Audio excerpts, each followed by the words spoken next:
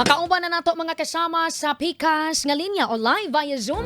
Ang Pag-ibig Fund Davao uban usab si Ma'am Mary Joy Marcisa, Marketing Officer sa Pag-ibig Fund Davao. Ma'am Mary Joy, maayong buntag.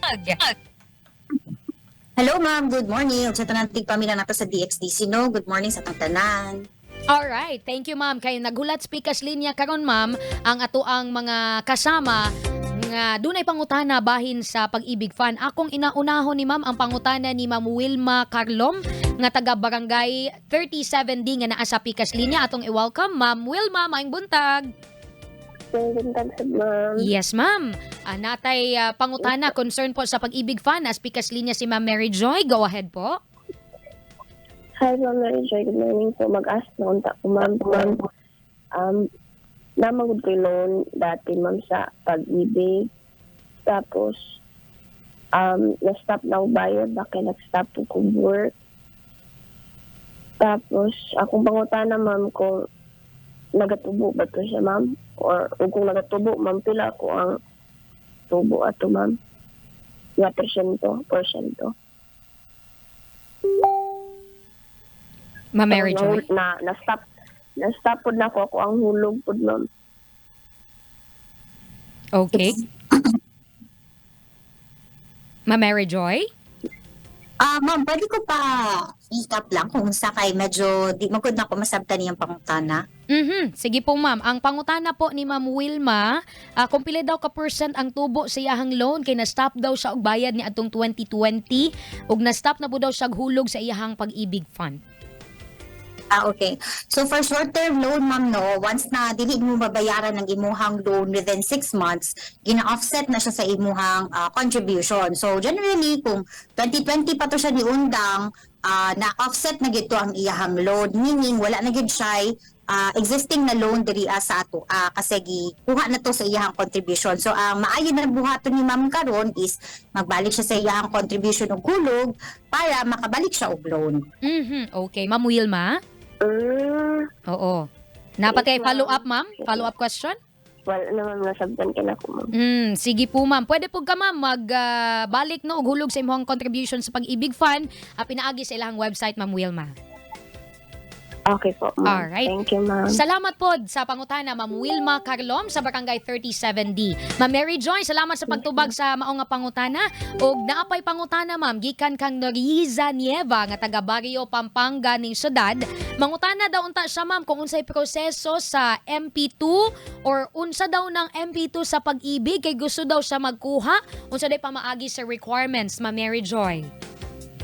Okay, so atong MP2, no, this is another savings program from Pag-ibig. So optional ni siya, dili ni siya mandatory. So pwede kayo mo mag-enroll sa MP2 as long as active Pag-ibig Fund member mo, meaning nagahulog po sa inyo ang Pag-ibig 1. Secondly is mag-enroll mo sa MP2, pwede duha ka ways, pwede through diri as a branch. Magpasa lang sila atong form, submit nila to, fill up nila with their additional requirements such as photocopy sila have valid ID, and then second is ang mga additional na proof of income or source of fund. For proof of income or source of fund po, pwede sila maghatag o payslip, latest 1 month payslip, or ang ilahang mga any other proof of income. So pwede lang bang statement, makita nandito kung asagikan ng ilahang income or sources ilahang mga funds. So second way po is pwede sila mag-enroll for MP2 online. As long as i-make sure lang dyan nila na active ang ilahang Pag-ibig member, meaning katong ilahang Pag-ibig one, ginahulugan dyan nila every month, and then mag-enroll sila online, same process lang po, na lang may answeran dito ng mga questionnaires, and no need na to upload documents sa online. As long as i-make sure lang ninyo na tama tanan ninyo hang gi-fill up dito online. Okay. So ang atang sige go ma'am. Yes, ma'am. Go ahead po, ma'am. Katong MP2, no, lock-in niya siya for 5 years. So, savings lang yun niya siya. Dili ninyo ni pwede maloanan. And purely savings yun niya siya. So, ang nakamaayos sa MP2 na siya higher dividend rate than Pag-ibig 1. So, for 2022, ang ato ang Pag-ibig rate, MP2 rate is 7.03% compared sa atong Pag-ibig 1 na 6.53% per annum na siya. Ganahan ko ani ma'am kay makasave yun kanyo. Dili mo mahilabtan ma'am ang imuhang savings. So, mapugos jud ka nga. Kay sayang, ma'am pod. Ma'am, subay ni Ana, paunsa ba, ma'am, magbayad sa MP2? Naabatay pinaagi sa online or mo diretso sa branch? Okay. So for MP2 payment, ma'am, no, pwede kayo sila magbayad diri sa branch if gusto gyud nila na naa sila makuha na resibo. However, nato mga clients po na gusto na di na mag-antog branch, pwede kayo sila magbayad sa mga bayad centers and online. Sa mga pinakasayo na gina-recommend for MP2 payment online is GCash, Maya, Shopee Pay, kana na lang sila yung mga options dira. And as long as ang ilahan lang ibutang dito gamito nila nga MP2 account is katong MP2 account yun nila. MP2 account starts with number 5. So katong mga 52, 53 ana. So kato lang. Okay, sige ma'am. Ma'am, naapay last question. Gikan sa to ang live streaming karon before your announcement. Naabay kining pension loan ba? Nangutan naman gud si Shefrinia Reyes. Mag-ask lang ko kung pila ka amount ang maka-apply og pension. Siguro niyang pasabot man, pension loan. Naba na sa Pag-ibig Fund? For pension loan, ma'am, no, wala may gina-offer, ana. Ang only loan na gina-offer diri is short-term loan or multi-purpose loan. Mao na siya to imuhang i-loan is 80% sa imuhang total accumulated value.